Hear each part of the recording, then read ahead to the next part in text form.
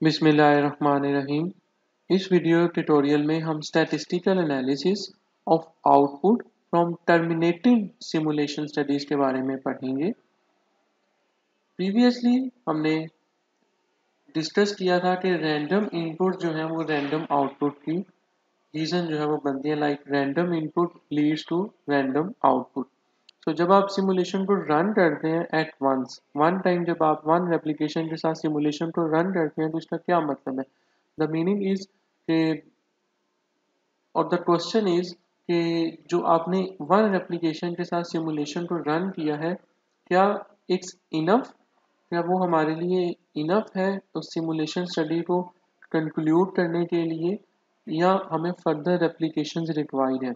और जो वेरिएबिलिटी होती है from run to run, like अगर आपने 5 टाइम्स सिमुलेशन को रन किया है तो 5 डिफरेंट आउटपुट जो है आपके पास किसी एक जो आपका परफॉर्मेंस मेजर है, जो आउटपुट है मेजर है, जो आपने फाइंड आउट करना है, वो वैल्यूज के दरमियान वेरिएबिलिटी कितनी है। इस तरह के इश्यूज को डील करने के लिए, देखने के लिए हमें जो रिक्वायर्ड नीड होती है, that is actually the statistical analysis of output. So statistical analysis of output data को हम किस तरह से यूज़ करते हैं, हम कौन कौन से स्टेप्स परफॉर्म करेंगे, वो हम आगे चल के इस वीडियो लेक्चर के अंदर कवर करेंगे। तो फ्रॉम सिंगल मॉडल कॉन्फ़िगरेशन, जो हमारे पास सिंगल मॉडल होगा जिसकी हमने एक एप्लीकेशन की होगी, हम उसकी मल्टीपल एप्लीकेशंस करेंगे और हम कंपेयर करेंगे डिफरेंट कॉन्फ़िगरेशन के साथ। लाइक जो मेरा एक बेस केस है और मेरी कुछ डिफरेंट जो एक्सपेरिमेंटेशंस या चेंजेस की होंगी हमारे बेस मॉडल में, करंट मॉडल में, उसकी कॉन्फ़िगरेशन को हम कंपेयर करेंगे और देन हम फाइंड आउट करेंगे ऑप्टिमल कॉन्फ़िगरेशन कि कौन सी बेस्ट कॉन्फ़िगरेशन जो है आपकी इस सिमुलेशन के अंदर सिलेक्ट हो रही। So this one actually the motivation of this lecture, that why we use statistical analysis to analyze the output data. Okay, so statistical analysis के अंदर नॉर्मली जो आउटपुट है हमारे सिस्टम की परफॉर्मेंस की, वो इग्नोर्ड हो जाती है, and this one actually a big mistake. और ये जो है हमारी बिग मिस्टेक होती है नॉर्मली, जो हम अपनी स्टैटिस्टिकल एनालिसिस के थ्रू आउटपुट को हम मेजर नहीं करते। So it's actually not the hard, ये कोई डिफिकल्ट चीज़ नहीं है, और not it's a time consuming thing, ना ही आपका ज़्यादा टाइम जो है इसके ऊपर लगता है। It's just take a little planning, आपकी सम बेसिक और लिटिल प्लानिंग जो है वो रिक्वायर्ड होती है, और कुछ कंप्यूटर टाइम जो है वो रिक्वायर्ड होता है स्टैटिस्टिकल एनालिसिस को कंप्यूट करने के लिए, जो कि हम आज इस वीडियो ट्यूटोरियल के अंदर डिटेल के साथ कवर करेंगे। ओके, तो टाइम फ्रेम ऑफ सिमुलेशन जो है वो दो तरह से होता है, लाइक टर्मिनेटिंग कंडीशन और स्टेडी स्टेट। सो टर्मिनेटिंग सिमुलेशन स्टडीज क्या होती है, जिसके अंदर रन लेंथ जो है आपकी वेल डिफाइंड होती है और फाइनाइट होती है, जो कि हमारे इस लेक्चर का, इस ट्यूटोरियल का पार्ट है। लेटर ऑन हम स्टेडी स्टेट कंडीशन को देखेंगे। स्टेडी स्टेट कंडीशन जो होती है ये लॉन्ग रन के लिए होती है, लाइक टेक्निकली फॉर एवर।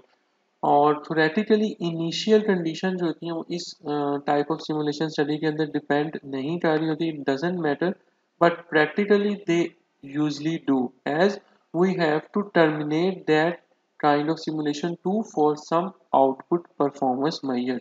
तो हमें क्या करना होता है जी, हम स्टेडी स्टेट को रन करते हैं for the longer period of time, but at some time हम इसको स्टॉप करते हैं फॉर सो डैट हमारी जो आउटपुट मेजर्स हैं हम उसको स्टेटिस्टिकली एनालाइज कर सकें। फॉर एग्जांपल, अगर आप किसी इमरजेंसी डिपार्टमेंट की सिमुलेशन परफॉर्म कर रहे हैं, एक्चुअली जो है आपका सिस्टम जो है वो 24/7 आवर्स वर्क कर रहा है और कंटिन्यूसली पेशेंट्स का अराइवल है और उनकी सर्विसेज जो है वो फुलफिल की जा रही हैं, बट हमें कंप्यूटर के अंदर सिमुलेशन स्टडी के अंदर हमें उसको किसी एक पर्टिकुलर टाइम के ऊपर जाके स्टॉप करना पड़ता है, सो डैट कि हम कुछ जो आउटपुट परफॉर्मेंस मेजर्स हैं उनको फाइंड आउट कर सकें। That's the reason for stopping that kind of simulation study, and we will discuss this kind of simulation study later on in our future lesson. So this is really a question of intent of study, जैसा मैंने अभी आपको explain किया। और जो major impact होता है हमारा, वो आउटपुट एनालिसिस जो है वो कंप्लीट हो, ताकि हम उसको परफॉर्म कर सकें। दैट्स वाई हमें अपनी स्टेडी स्टेट सिमुलेशन स्टडीज को भी एट सम टाइम स्टॉप करते हैं, वो हम अज्यूम यही कर रहे थे कि हम उसको एक लॉन्गर पीरियड के लिए उसको रन कर रहे हैं। So okay, so strategy for data collection and analysis जो है वो इस तरह से है कि हम अपनी टर्मिनेटिंग सिमुलेशन स्टडी को अभी परफॉर्म कर रहे हैं और हम IID रेप्लिकेशन परफॉर्म करेंगे, like independent identically distributed replication. तो सबसे पहले हम अपनी रेप्लिकेशन की जो लेंथ है, जो हमारा बेस मॉडल था प्रीवियस चैप्टर के अंदर, that is 5-3 without extra resource adding, उस मॉडल को हमने यहाँ पे ओपन किया है। इसके अंदर हमारी ट्रंक लाइन की जो कैपेसिटी है वो 26 है, और जो वेरिएबल्स हैं हमारे new cells, new take 1, new take 2, new take 3 और न्यू टेक आल, इन सब की इनिशियल वैल्यूज यहाँ पे 0 है, लाइक हमने कोई एक्स्ट्रा रिसोर्स इसमें ऐड नहीं की।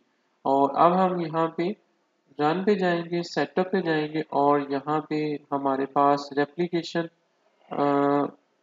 पैरामीटर्स के अंदर नंबर ऑफ रेप्लिकेशन जो है वो हम यहाँ पे 10 सेट करेंगे, और इनिशियलाइज बिटवीन एप्लीकेशन के अंदर स्टैटिस्टिक्स और सिस्टम को हम यहाँ पे चेक करेंगे। द मीनिंग इज कि जो ईच टाइम आपकी रेप्लिकेशन जनरेट होगी वो सब इंडिपेंडेंटली और आइडेंटिकली डिस्ट्रीब्यूटेड होगी, मतलब हर एक आउटपुट जो है वो किसी दूसरी आउटपुट के ऊपर डिपेंड नहीं कर रही होगी, इंडिपेंडेंट होगी।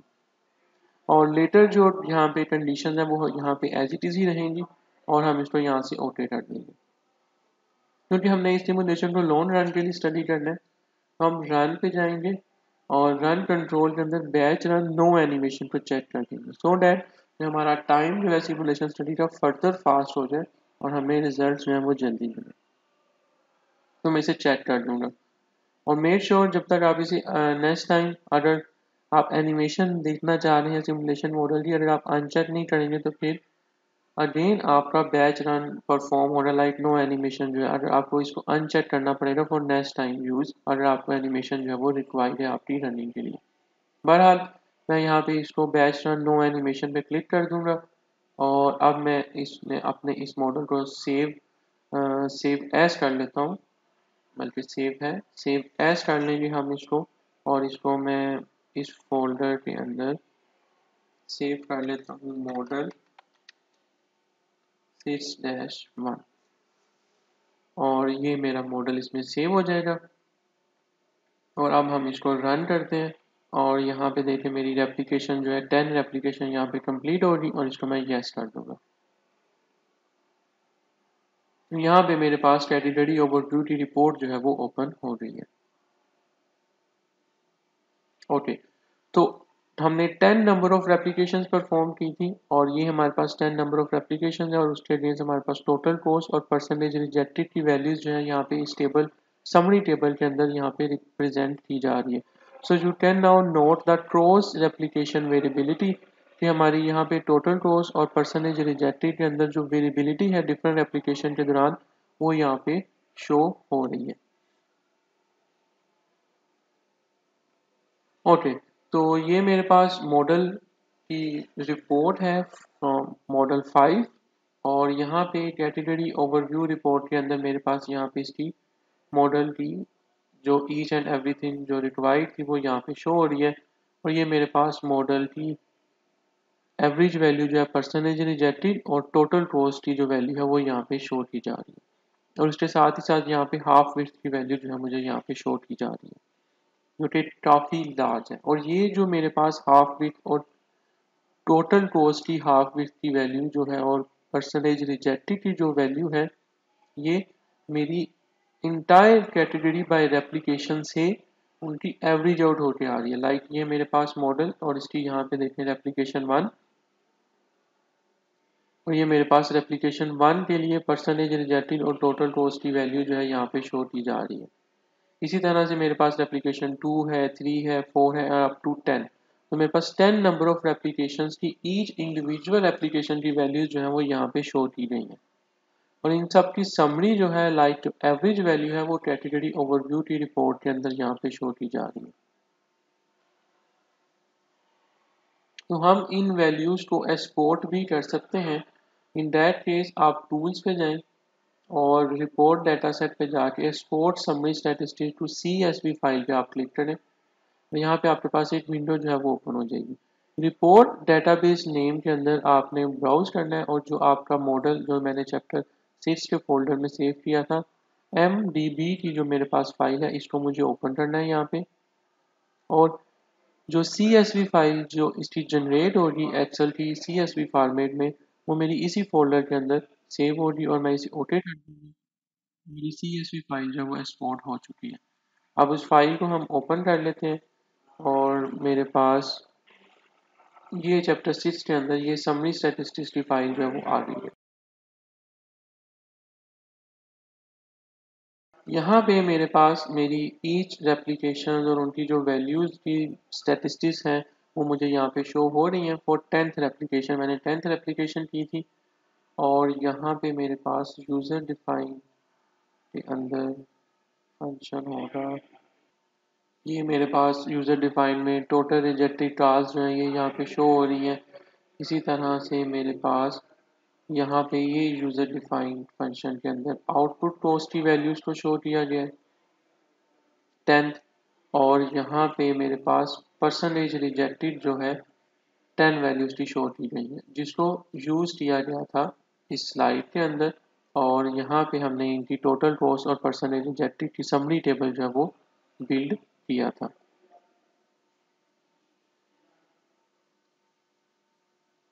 ओके, तो बैच रन के बारे में भी मैंने बता दिया आप किस तरह से कर सकते हैं। सो दैट कि जो अब आपने यहाँ पे रेप्लिकेशन अभी परफॉर्म की, मैं इस सिमुलेशन को एंड कर देता हूँ। यहाँ पे जो मैंने वैल्यू यूज़ की थी 10, ये मैंने किस तरह से 10 ली, why not 12, why not 20, why not 200, why not 5। So the thing is अभी इनिशियल हमने ट्रायल एरर की बेसिस के ऊपर यहाँ पे 10 नंबर ऑफ एप्लीकेशन के साथ एक रिजल्ट जो है वो हमने फाइंड आउट किया है और उसके अंदर वेरिएबिलिटी को किसी हद तक हमने देखा है। सो अप्रोक्सीमेट नंबर जो है एक्सेप्टेबल प्रोसीजर का वो अब हम डिस्कस करने लगे हैं और लेटर ऑन जो है हम सीक्वेंशियल सैम्पलिंग के बारे में पढ़ेंगे। सो अभी हम जो बात करने लगे हैं वो अप्रोक्सीमेट नंबर जो n वैल्यू है उसको देखने कि हम किस तरह से फाइंड आउट कर सकते हैं। So from chapter 2 from Arena book you can see कि हमने previously like mean standard deviation confidence interval के बारे में चैप्टर 2 के अंदर अरीना बुक के अंदर पढ़ा था। तो यहाँ पे उन फार्मूलाज को यूज करते हुए टोटल कॉस्ट और परसेंटेज रिजेक्टेड की different sample mean, sample standard deviation, half weight, minimum summary output value, maximum summary output value को कैलकुलेट किया गया यूजिंग फार्मूलाज। अरीना इन सब वैल्यूज को अपनी रिपोर्ट में शो करवाता है। अगर आप यहाँ पे जाएं आउटपुट में तो यहाँ पे देखें मेरे पास परसेंटेज रिजेक्टेड की वैल्यू आ रही है दैट इज 11.74 और टोटल कॉस्ट की एवरेज वैल्यू आ रही है that is actually the mean value और you can say sample mean that is 21,460.74। और ये जो हाफ बीट की वैल्यू है ये मेरे पास यहाँ पे शो हो रही है। बट स्टैंडर्ड डेविएशन जो सैंपल स्टैंडर्ड डेविएशन की वैल्यू है अरीना वो शो नहीं करवाता इस कैटेगरी ओवरव्यू रिपोर्ट में। But you can also calculate that simply plus and minus these two terms. Like this one is representing the confidence interval first part that is the mean x plus minus halfway and this value तो आप इसमें एक दफ़ा plus और minus करते हुए इन values को calculate कर सकते हैं जो कि यहाँ पे सैंपल स्टैंडर्ड डेविएशन के अंदर यहाँ पे लिखे हुए। So possibly most of the useful part is कि 95% of confidence interval जो है on expected value like आपका जो हम 95 टाइम्स श्योर है कि ये जो हमारी वैल्यूज हैं हमारी सैंपल मीन थी या सैंपल स्टैंडर्ड डेविएशन या हाफ वीक थी वो ये हो रही हमारे रिक्वायर्ड डाटा सेट की। सो अगर आपकी एप्लीकेशन जो है मोर देन वन होती है तो अरीना क्या करता है कैटेगरी ओवरव्यू रिपोर्ट में क्रॉस रेप्लिकेशन को यूज करते हुए इन स्टैटिस्टिक्स की वैल्यूज को फाइंड आउट करता है। लेटर ऑन हम आउटपुट एनालाइजर के थ्रू कॉन्फिडेंस लेवल ग्राफिक्स को स्टडी करेंगे। ओके, सो हम बात करते हैं हम हाफ वीक और नंबर ऑफ रेप्लिकेशन की। जैसा मैंने पहले बताया कि हम एन को किस तरह से सिलेक्ट करें, क्या 10 होना चाहिए, 15 होना चाहिए, 16 होना चाहिए, क्या होना चाहिए। So the prefer thing is कि हाफ वीक की जो वैल्यू है वो आपकी स्मॉलर होनी चाहिए। लाइक कॉन्फिडेंस इंटरवल की जो प्रेसिजन है जितनी बेहतर होगी उतना आपका बेस्ट रिजल्ट्स होंगे। Like smaller is better.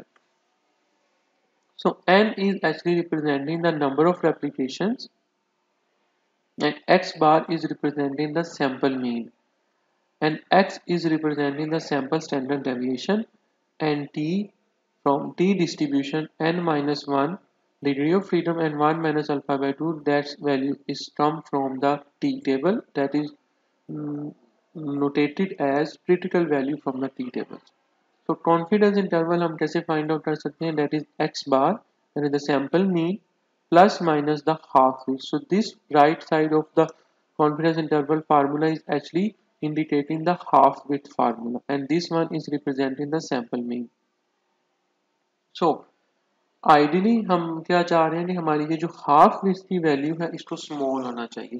जितनी ये स्मॉल होगी उतनी ज़्यादा बेहतर आपकी वैल्यू जो है आउटपुट परफॉर्मेंस की वो बेहतर होगी. लाइक हम उतने ज़्यादा कॉन्फिडेंस होंगे उतना श्योर होगा कि हमारी जो आउटपुट सारी जो रिजल्ट्स हैं वो वैलिडेटेड होंगे. सो एच क्या रिप्रेजेंट कर रहा है? H is actually representing the half width जो कि हमने पहले से प्री स्पेसिफाई किया होता है क्योंकि हम यही चाह रहे हैं कि हमारा जो एच है हाफ विड्थ है वो उसकी प्रेसिजन स्मॉलर लाइक जितना कम होगा उतना बेहतर आपका रिजल्ट होगा. बट जो टी और एस है ये कंट्रोलेबल फैक्टर्स नहीं है, ये हम इनको कंट्रोल नहीं कर सकते. हाउ? जो टी है वो आपका एक्चुअली एन के ऊपर डिपेंड कर रहा है जहाँ से हम डिग्री ऑफ फ्रीडम निकाल रहे हैं और स्टैंडर्ड डेविएशन के अंदर भी सैंपल साइज जो एन इसमें यूज होगा और एन जो है वो आपकी नंबर ऑफ रेप्लिकेशन को रिप्रेजेंट कर रहा है. तो जितना एन इंक्रीज होगा उतनी आपकी ये वैल्यू जो है वो स्मॉल होगी. बट हाउ मच, कितना एन इंक्रीज होना चाहिए? इस चीज को फाइंड आउट करने के लिए हम अपनी हाफ विड्थ लाइक जो एच है इस फार्मूले को इन टर्म ऑफ एच जो है वो सोल्व करेंगे. सो सोल्व किस तरह से करेंगे जी? हम यहाँ पे एन जो है इसको रिप्लेस कर देते हैं एच के साथ. लाइक सिंपल ये जो हमारे पास एन स्क्वायर रूट है इसको इस साइड पे ट्रांसफर कर देंगे और जो एच है इसको डिनोमिनेटर में क्रॉस मल्टीप्लिकेशन जिसे आप कहते हैं वो परफॉर्म करेंगे. तो यहाँ पे स्क्वायर आ जाएगा क्योंकि यहाँ पे हमारे पास n का स्क्वायर रूट था.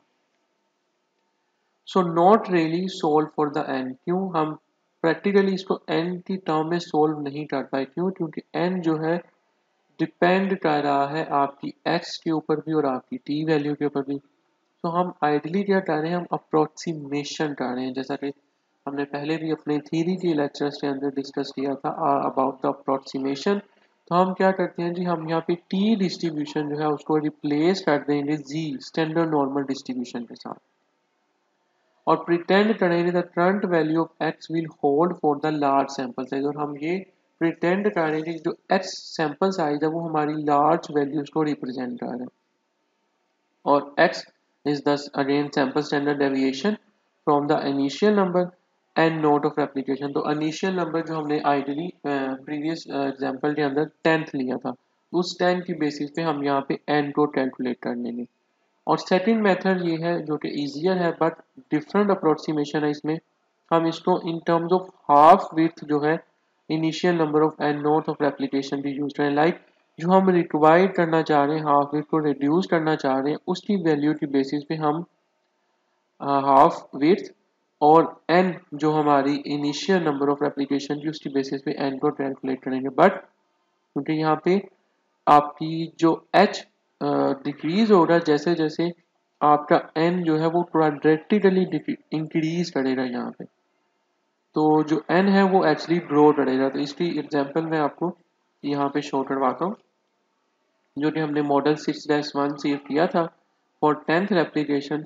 तो 95% half width of the total cost जो है वो हमारी लाई कर रही थी let's say on average plus minus 812.76. This one is actually the 3.8% of the total cost value. तो हाफ विड्थ की वैल्यू जो है इस टोटल कॉस्ट की 3.8% है जो कि बहुत ज़्यादा है. तो हम क्या करना चाह रहे हैं?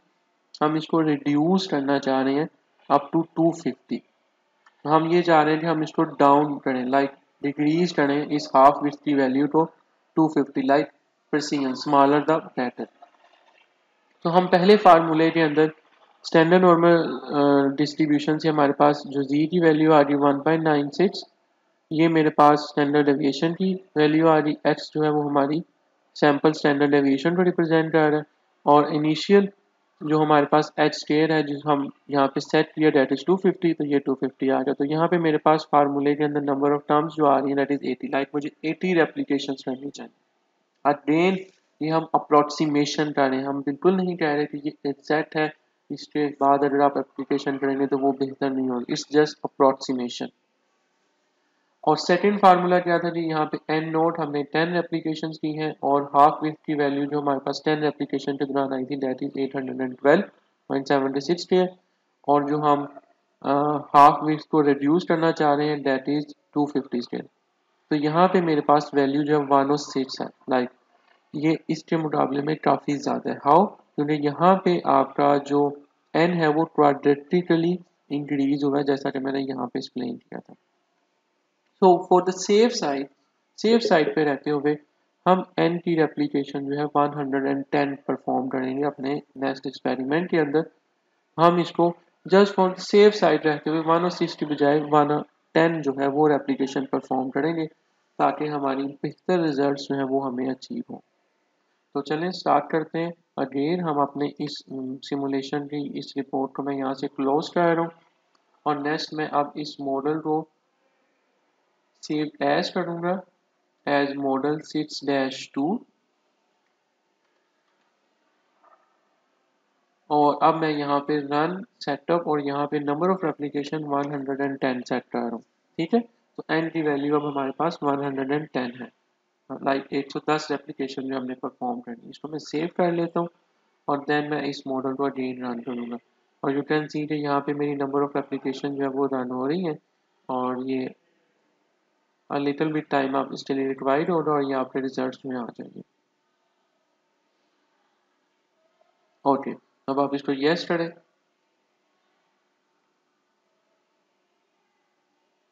तो ये मेरे पास समरी रिपोर्ट जो है कैटेगरी ओवरव्यू की शो हो रही है। अब यहाँ पे देखें मेरे पास एवरेज वैल्यू जो है वो परसेंटेज रिजेक्टेड की 11.55 है, और टोटल कॉस्ट मेरी 21,926 है। जबकि मोस्ट इम्पोर्टेंटली जो हमारा मेन कंसर्न था हाफ वेज का, वो यहाँ पे 0.51 है, लेकिन टोटल कॉस्ट की सूरत में जो हमारी 250 की हाफ वेज हमने सजेस्ट की थी वो यहाँ पे अचीव नहीं हो पाई, लेकिन 825 से 365 आ गई, जो कि ड्रामेटिकली डिक्रीज है और बेहतर है। तो अगर हम कंपेयर करें अपनी प्रीवियस 10th एप्लीकेशन की रिपोर्ट को और 110 एप्लीकेशन की रिपोर्ट को, तो यू कैन सी कि इसमें मेजर जो है डिफरेंस एग्जिस्ट कर रहा है। Don't confuse with this number, model की इन वैल्यूज के अंदर माइनर सा चेंज आपको मिल सकता है, तो don't worry about that. Actually, we are concerned about the process in this video tutorial. So यहाँ पे आप देखें कि मेरी जो हाफ विड्थ है वो 365 है, और तो परसेंटेज रिजेक्टेड के लिए 0.51 है, जो कि प्रीवियसली आपके पास 1.41 थी। सो 250 तो आपका यहाँ पे अचीव नहीं हुआ, इट मीन्स हमें फर्दर एन को इंक्रीज करना चाहिए। क्यों? अभी क्या होगा कि हमारा अंडर शूट जो है वो यहाँ पे रहा है कम, ऑलमोस्ट हम ये नहीं कह सकते कि ये 250 तक पहुंच जाए, लेकिन उसको ऑलमोस्ट अप्रोक्सीमेशन यू कैन से हम कह सकते हैं। और उसके साथ साथ बाय द वे जो आपकी परसेंटेज रिजेक्टेड की वैल्यू है उसके अंदर भी ड्रामेटिकली डिक्रीज जो है वो यहाँ पे मिला। सो वी कंक्लूड दैट कि जितना सैंपल साइज मैक्सिमम होगा, परसीन जो है हमारी मल्टीपल आउटपुट्स की उतनी ज़्यादा बेहतर होती जाएगी। सो जस्ट टू चेक कि यहाँ पे अगर हम इंटरप्रिटेशन अगर करें इस अपने कॉन्फिडेंस इंटरवल की, तो ये क्या बेसिकली रिप्रेजेंट कर रहा है, इस representing the random number that is the data dependent endpoint that was supposed to have the stated probability of containing or covering the expected value. So we can say हम 95% sure है कि जो हमारी output की value आई है simulation की, वो आपकी ये होगी। बट इट डजेंट मीन कि वो जो वैल्यू है आपकी उस 95% ऑफ जो इंटरवल के अंदर लाई करेगी, that is actually the prediction interval and it is also useful too but in some different manner, and that was not the part of this tutorial lecture. So our concern about the confidence interval, not the prediction interval.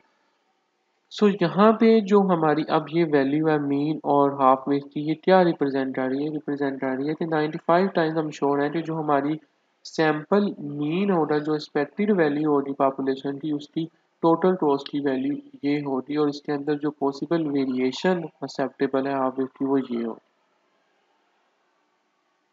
सो अगर हम अपनी assume करें हमारे पास जो T distribution है that is actually using the normal distribution, like हमारा data जो है वो नॉर्मली डिस्ट्रीब्यूटेड होना चाहिए, सो दैट जो कि नॉर्मली सिमुलेशन के अंदर कभी भी ट्रू नहीं हो सकता। सो हम क्या करते हैं जी, अप्रोक्सीमेटली ट्रू जो है उसको देखते हैं on average rather than the exact values.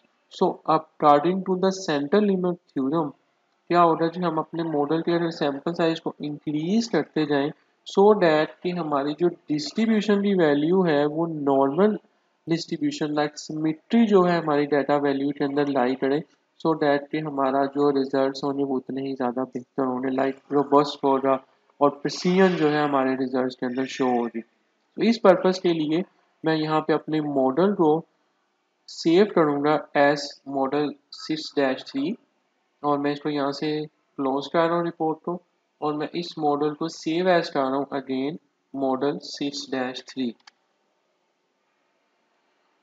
और अब हम इसकी रेप्लिकेशन की वैल्यू लेट से चेंज कर देते हैं 1000 to just check the concept of center limit, और इसको मैं सेव कर देता हूँ। और अब मैं इस सिमुलेशन को अगेन रन करूँगा, और यहाँ पे it will take a little bit time, और यहाँ पे इस 1000 रेप्लिकेशन के लिए मेरा ये सिमुलेशन मॉडल जो है वो अब रन होगा।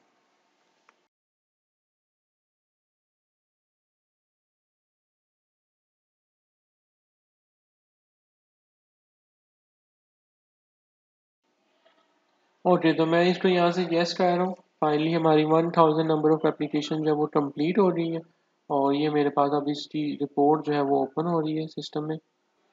ओके, सो फाइनली मेरे पास रिपोर्ट जो है वो ओपन हो रही है फॉर 1000 एप्लीकेशन। तो अब अगर हम यहाँ पे देखें हमारी आउटपुट की वैल्यूज़, तो यहाँ पे देखें मेरी हाफ वेव की वैल्यू 250 से कितनी डिक्रीज कर दी, डेट इज़ 123, और परसेंटेज रिजेक्टेड की वैल्यू 0.18।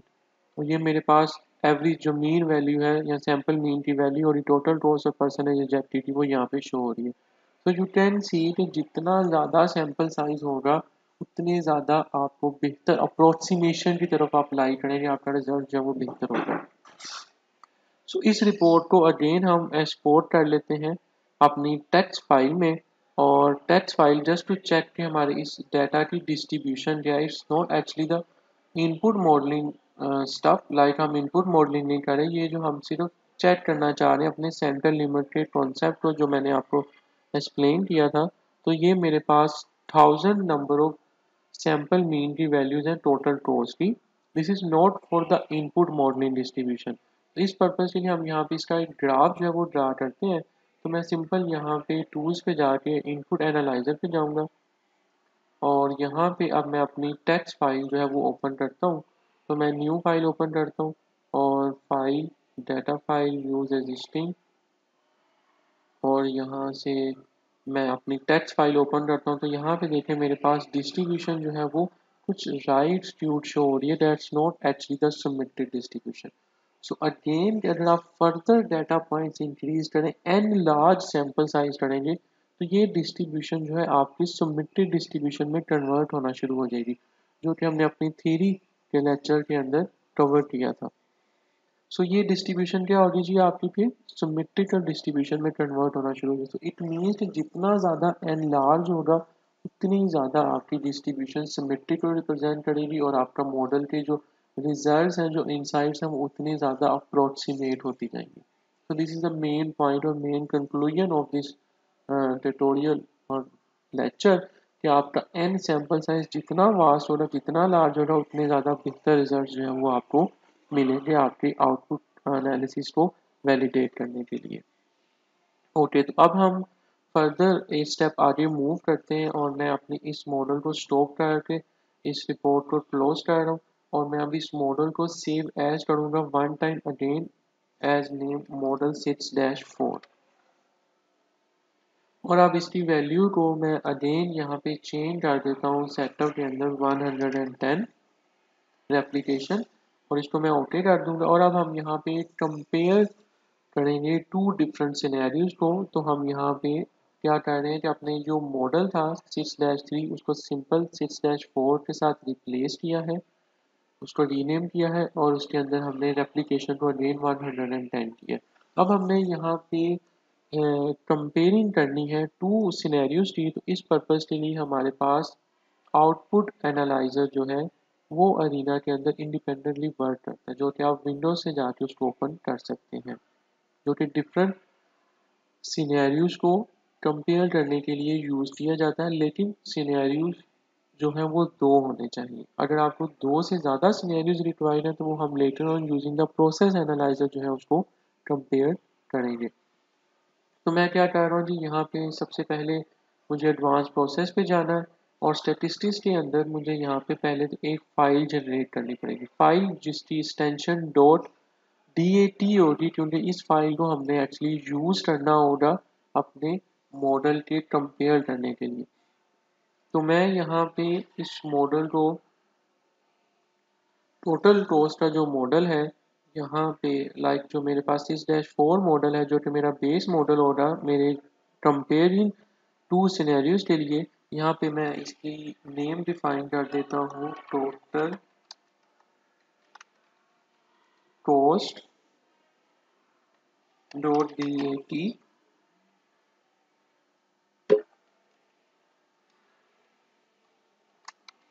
और टोटल कॉस्ट के साथ जस्ट टू डिफरेंशिएट मैं यहाँ पे बेस ऐड कर देता हूँ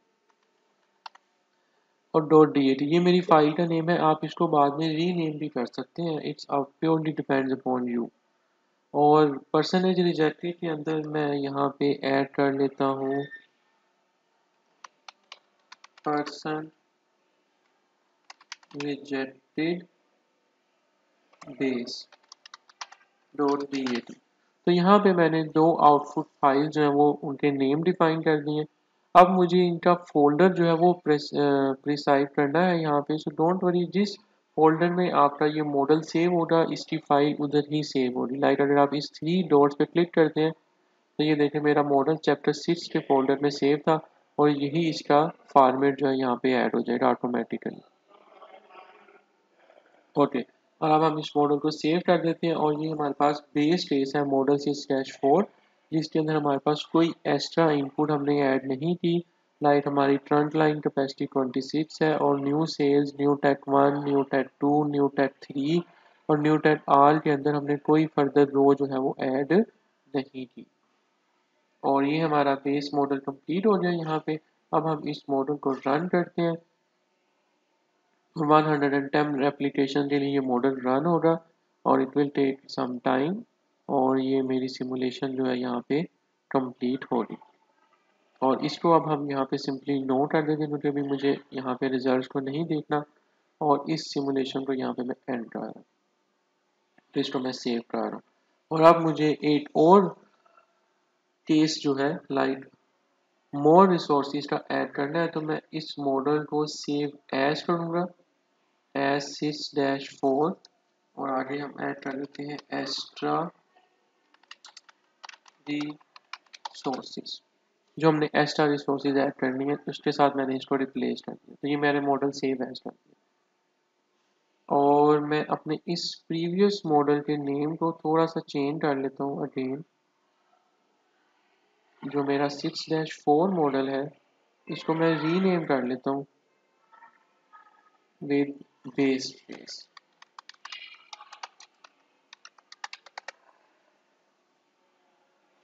और इसको मैं अभी फिलहाल कैंसिल करूँगा क्योंकि ये हमारा मॉडल बिल्कुल ठीक है 6-4। अब यहाँ पे हमने स्टैटिस्टिक्स के अंदर यहाँ पे जो वैल्यूज़ थी यहाँ पे बिल्कुल सेम वही नेम ऑर्डर जो आपका प्रीवियस 6-4 में था, बट द इशू इज कि जब आप इस मॉडल को रन करेंगे तो वो फाइल्स अगेन री राइट हो जाएंगी। तो हम क्या करते हैं, यहाँ पे इन फाइल का नेम जो है वो रीनेम कर देते हैं। मोर ओवर आप इनको सेपरेट फोल्डर्स में भी ऐड कर सकते हैं, लेकिन कंपेयरिंग टू सिनेरियोज के लिए आपकी इन सब .dat फाइल्स एक ही फोल्डर में होनी चाहिए। तो हम यहाँ पे पर्सन रिजेक्टेड और बेस की जगह पे हम यहाँ पे एक्स्ट्रा का नेम ऐड कर देते हैं, सो डैट ये हमारी फाइल जो है वो सेपरेट यहाँ पे जनरेट हो। और यहाँ पे मैं लिख लेता हूँ टोटल कॉस्ट एक्स्ट्रा .dat। तो यहाँ पे मेरे पास दोनों फाइल्स ऐड हो चुकी हैं और उनके नेम भी मैंने यहाँ पे डिफाइन कर दिए हैं। और इसको भी सेव कर लेते हैं और मेक श्योर कि आप परसेंटेज रिजेक्टेड और टोटल कॉस्ट के कॉलम में ही उसके अगेंस्ट इस आउटपुट फाइल के अंदर ये चीज़ें चेंज करें। अब हम इस मॉडल को भी रन कर देते हैं और ये 110 एप्लीकेशन के लिए आपका मॉडल अगेन रन होगा।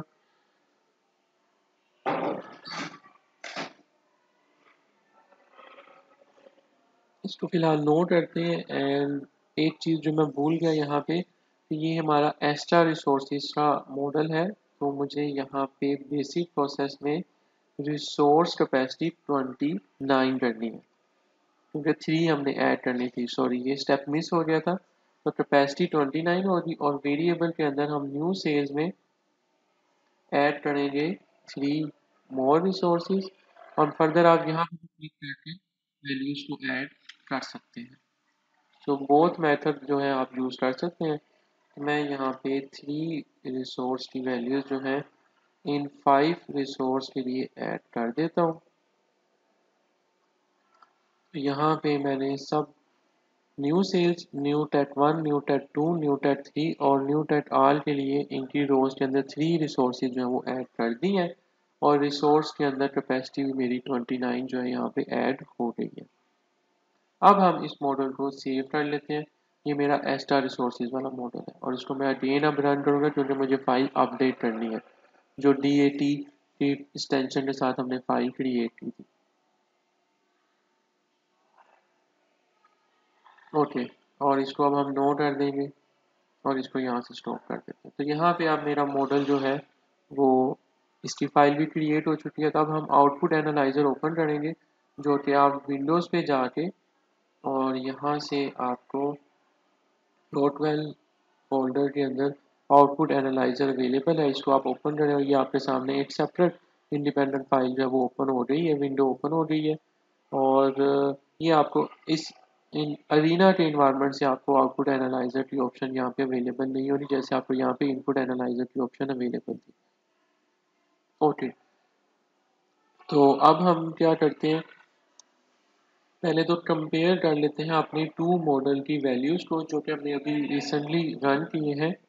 तो यहाँ पे हमारे पास बेस केस के अंदर इसकी वैल्यू और like mean sample mean value और हाफ विड्थ वैल्यू शो हो रही है, और इसी तरह मोर रिसोर्सेज के केस में भी मीन वैल्यू और उसके साथ साथ जो हाफ विड्थ की वैल्यू है वो शो हो रही है, और इसको प्लस माइनस करके ये इंटरवल के साथ यहाँ पे लिखा हुआ है। तो यहाँ पे क्लियरली सीन किया जा रहा है कि इनमें कोई भी ओवरलैपिंग नहीं है, but this doesn't allow for a precise and efficient statistical conclusion। जब तक हम इस पर कोई statistical conclusion ड्रा नहीं करते हम कह नहीं सकते कि ये हमारा जो conclusion है वो precise है। मतलब क्लियरली हमें दिखने में तो लग रहा है कि कोई ओवरलैपिंग नहीं है, लेकिन स्टेटिस्टिकली कंक्लूजन का एफिशिएंट का होना जरूरी है। तो इन दैट केस हम यहाँ पे कंपेयर करेंगे मीन को यूजिंग द आउटपुट एनालाइजर, और इस पर्पस के लिए मैंने .dat फाइल जो है under the statistics module advance process में जाके जो हमने यहाँ पे बोथ बेस केस और एक्स्ट्रा रिसोर्सेज के अंदर .dat की फाइल जो क्रिएट की थी वो यहाँ पे ऐड की। वो हमने इन दोनों टोटल कॉस्ट और पर्सन रिजेक्टेड के लिए हमने ये स्टेप परफॉर्म किया, सो डैट कि हम आउटपुट एनालाइजर के अंदर इन .dat फाइल्स को ओपन कर सकें जो कि बेसिकली बाइनरी फाइल्स हैं और ये अरीना के आउटपुट एनालाइजर के अंदर ही ओपन होती हैं। अब हम कंपेयर कर लेते हैं जी इनकी मीन को, और इस फाइल को हम सेव भी कर सकते हैं। लाइक मैं इसको न्यू पे क्लिक करता हूँ फाइल ग्रुप को और इसको मैं सेव कर लेता हूँ एज आउटपुट ऑफ मॉडल 6-4 और इसकी एक्सटेंशन जो यूज हो रही है आउटपुट एनालाइजर की वो डॉट DGR फाइल एक्सटेंशन जो है उसके अंदर ये सेव हो रही, सो डैट लेटर ऑन आप इस फाइल को ओपन भी कर सकते हैं। तो इसको हम सेव कर लेते हैं और इसको मुझे सेव करना था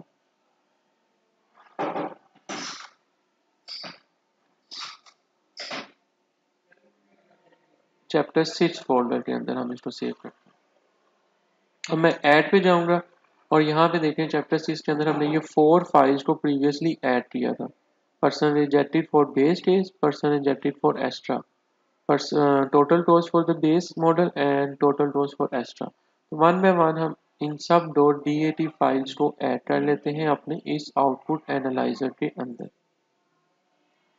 सो डैट मुझे बार बार इन फाइल्स को डिफरेंट लोकेशन से लाइक फोल्डर से वन बाय वन एक्सेस करने की जरूरत ना पड़े, डायरेक्टली यहाँ पे वो ओपन हो जाएंगी। तो सेव कर लेते हैं और अब हम इन वैल्यूज को कंपेयर करते हैं। तो हम एनालाइज पे जाएंगे और कंपेयर मीन्स के बटन पे क्लिक करेंगे तो मेरे पास कंपेयर मीन्स की एक विंडो जो है वो ओपन हो जाएगी। सिंपल ऐड पे क्लिक करेंगे तो मेरे पास डाटा फाइल की विंडो ओपन होगी। अब डाटा फाइल ए के लिए हम ब्राउज करेंगे तो ये देखें चैप्टर 6 आपके सामने आ रहा है। यहाँ फिर आप इस पुल डाउन एरो पे क्लिक करेंगे तो आपके पास वही 4 केसेस यहाँ पे शो होंगे जो आपने यहाँ पे डाटा ग्रुप्स में ऐड किए होंगे। तो इंस्टेंट मैं ब्राउज करूँ, मैं यहाँ पे डायरेक्ट टाइप कर लेता हूँ लाइक मुझे यहाँ पे total cost for the base case और टोटल कॉस्ट फॉर एक्स्ट्रा, इसको सिलेक्ट करना है। और रेप्लिकेशन मुझे इंडिविजुअल नहीं चाहिए, मुझे लैम चाहिए, मतलब उन सब का ओवरऑल जो टोटल एक्यूमुलेटेड होगा वैल्यू उनकी एवरेज आउट वो मुझे यहाँ पे शो होगी मेरे इस मॉडल में। तो मैं इसको लैम करके ओके कर देता हूँ और देन हम इसका टाइटल आप यहाँ पे जो भी डिफाइन करना चाहें वो कर सकते हैं। कॉन्फिडेंस इंटरवल यहाँ पे 0.95 है, मीन हम 95 टाइम श्योर है कि हमारा जो सैंपल वैल्यूज़ हैं वो मीन पॉपुलेशन के लिए इस रेंज में लाइट उनकी मैक्सिमम और मिनिमम ये वैल्यू हो। इट डजंट मीन कि वो इसमें लाइट करेंगे, वो डिफरेंट थिंग है जो कि हम प्रीवियसली ऑलरेडी डिस्कस कर चुके हैं।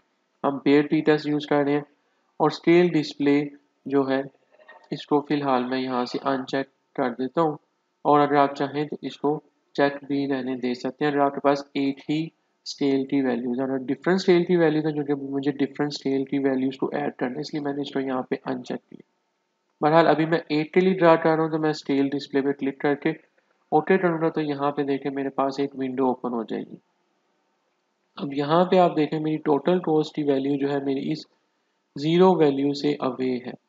यहाँ पे क्या रिप्रेजेंटेशन हो रही है कि मेरी यहाँ पे स्टेटिस्टिकली डिफरेंस जो है वो एग्जिस्ट कर रहा है क्योंकि मेरी ये वैल्यू इस रेंज से बाहर लाई कर रही है।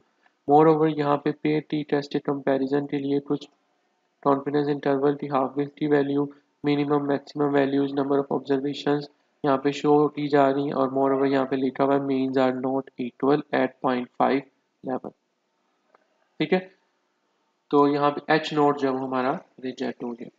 ओके, तो मैं इसको यहाँ से क्लोज कर रहा हूँ और मैं अगेन एनालाइज और कंपेयर मीन्स पे जाऊँगा और ऐड करूँगा और दिस टाइम मैं परसेंटेज रिजेक्टेड बेस केस और एक्स्ट्रा भी ऐड कर लेता हूँ और अब मैं डिस्प्ले स्केल को यहाँ से अनचेक कर दूंगा और इसे ओके करेंगे तो ये देखें यहाँ पे मेरे पास बोथ केस के लिए टोटल कॉस्ट और परसेंटेज रिजेक्टेड के लिए मेरे पास यहाँ पे कंबाइन जो है दोनों का पेयर टी टेस्ट का कंपैरिजन का जो टेबल है और उसका चार्ज है वो यहाँ पे शो है। अगर आप यहाँ पे इसको जस्ट टू शो मैं यहाँ पे इस स्केल डिस्प्ले पे क्लिक करूँगा तो ये देखें यहाँ पे आपकी स्केल जो है वो डिस्प्ले होगी। तो यहाँ पे ये जो पार्ट है आपको बहुत माइनर सा शो हो रहा है तो क्लियरली रीड आउट नहीं हो रहा। क्यों? क्योंकि ये परसेंटेज की वैल्यूज़ हैं और यहाँ पे मेरे पास कॉस्ट की वैल्यूज़ हैं, स्केल दोनों की डिफरेंट है। दैट्स वाई मैंने यहाँ पे स्केल डिस्प्ले को अनचेक किया था। अब यहाँ पे आप इजीली इसको रीड कर पा रहे हैं। ठीक हो गया। तो यहाँ पे मेरा एच नोट जो है फॉर परसेंटेज रिजेक्टेड भी जो परसेंटेज मेरे पास है वो उसके लिए भी यहाँ पे रिजेक्ट हो गया like means are not equal. और यहाँ पे भी देखें ये जो मेरा इंटरवल है ये इस 0 पॉइंट से अवे है।